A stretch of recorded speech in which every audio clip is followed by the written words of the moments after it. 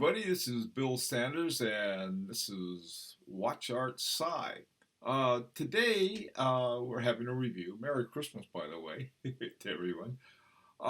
We're reviewing Tom's collection, and one of the things that came to mind as soon as I saw it, I said, this collection really covers all the bases, and so that was what I called it. Uh, Tom's collection that covers all the bases. Uh, the first one we take a look at is this C60 Trident Pro by Christopher Ward, and it's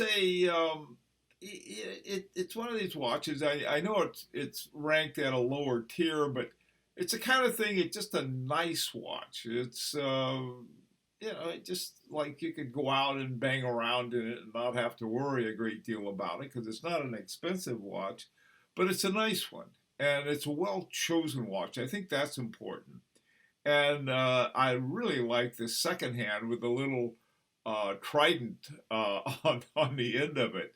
So I think it's a cool watch. I love the color. It reminds me of one of the Tudor Black Bays in terms of the sort of, it has that reddish brown. I actually like this one a little better. I like it's a little more brown than red in that.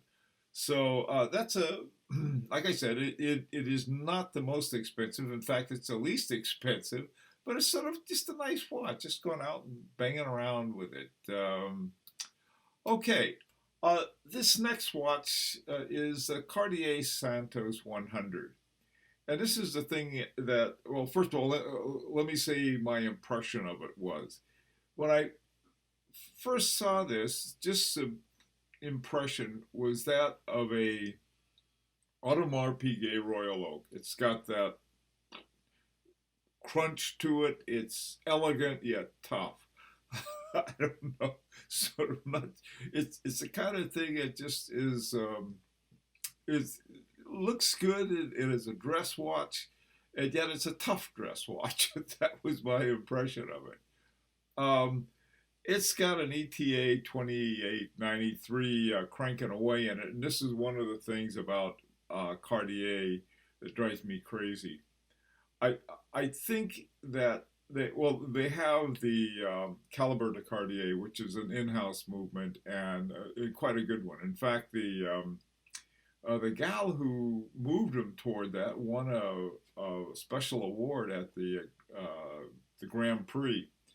But this is just a flat-out good-looking watch. That's one thing about Cartiers, is that they're classy-looking watches, and this one's sort of classy and sort of almost a steampunk kind of way, but not quite.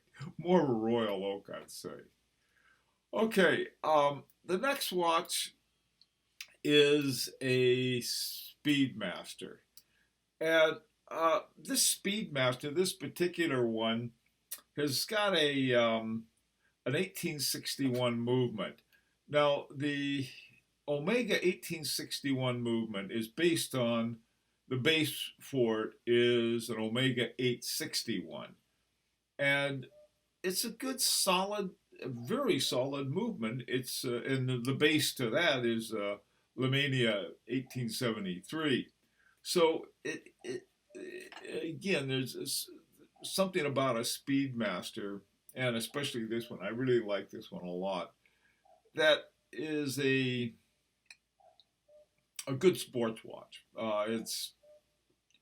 It doesn't quite have the elegance of the Cartier. In fact, it doesn't have it at all. But on the other hand, it's the kind of thing you could take a ride to the moon with, and I like it too. Okay, the next watch is one of my favorite, and that's a Zenith El Primero.